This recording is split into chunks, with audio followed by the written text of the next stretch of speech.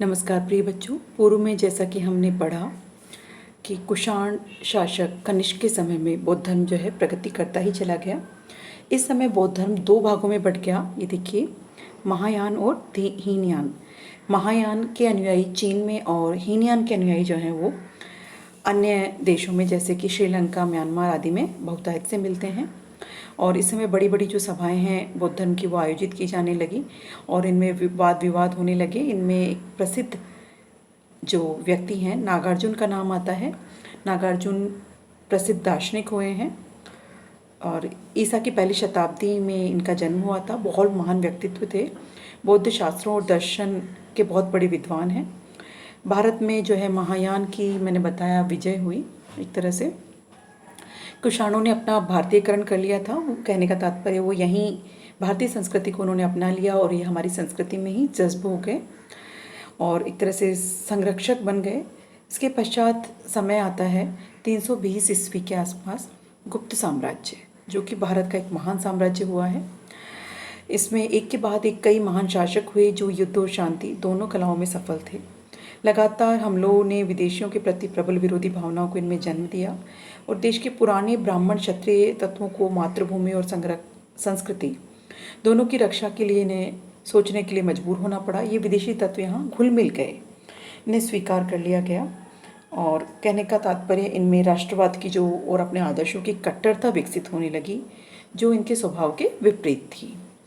आरंभ में जब आर्य यहाँ उस स्थान से पर आए जिसे उन्होंने आर्यव्रत या भारतवर्ष कहा, तब भारतवर्ष के सामने समस्या थी नई जाति और संस्कृति के बीच समन्वय कैसे कायम करें। भारत ने इस स्थिति का सामना करते हुए मिलीजुली भारतीय आर्य संस्कृति की मजबूत बुनियाद पर निर्मित एक स्थायी हल प्रस्तुत किया। दूसरे विदेशी तत्व यहाँ आए और यहाँ मिल गए, मतलब ये विदेशी अंग्रेजों से अलग हैं। अंग्रेज यहाँ से देश को लूट करके गए, लेकिन ये विदेशी हमारे यहाँ ही जो है अपने आप को इन्होंने अपना भारतीयकरण कर लिया। तो वही चीज़ है यहाँ पे भी कि उनके सांस्कृतिक आदर्श और सामाजिक ढांचे के लिए भी खतरा पैदा किया। जो इनके विरुद्ध जो प्रतिक्रिया हुई उसका रूप मूलतः राष्ट्रवादी था। उसमें राष्ट्रवाद की शक्ति थी और संकीर्णता भी। धर्म और दर्शन, इतिहास और परंपरा, रीति रिवाज और सामाजिक ढांचा, इसके व्यापक घेरे में उस समय भारत में के जीवन के सभी पहलू आते हैं, जिसे ब्राह्मणवाद या हिंदूवाद कहा गया।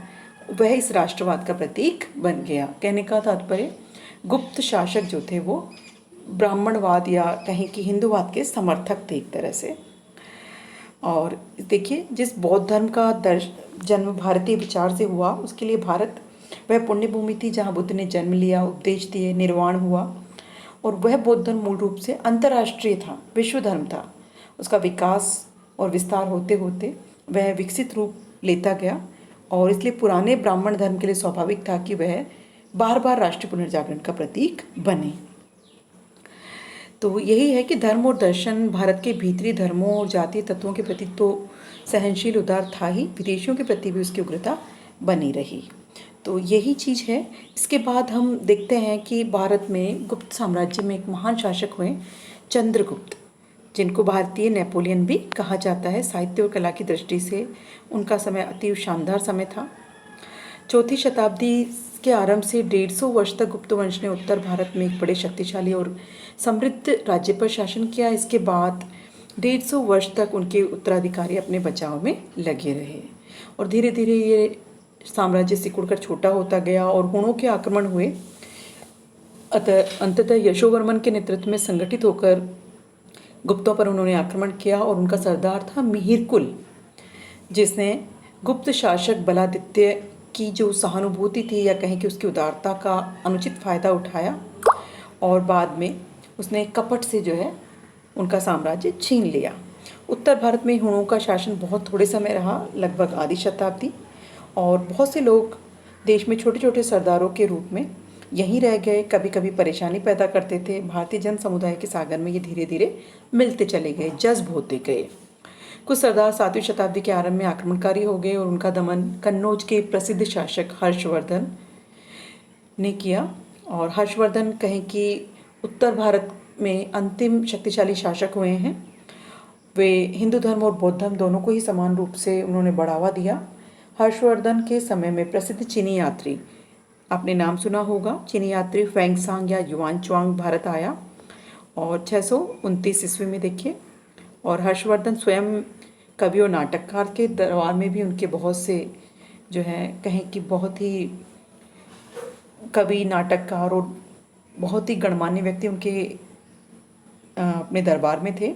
उनकी राजधानी उज्जैनी उस समय कला और संस्कृति का प्रसिद्ध केंद्र बन गई। हर्ष की मृत्यु 648 में हुई। यह वह समय है जब अरब के रेगिस्तानों से अफ्रीका और एशिया में फैलने के लिए इस्लाम से उठा रहा था। तो इस प्रकार हमने प्राचीन भारत के महान राजवंशों की जानकारी प्राप्त करी। धन्यवाद।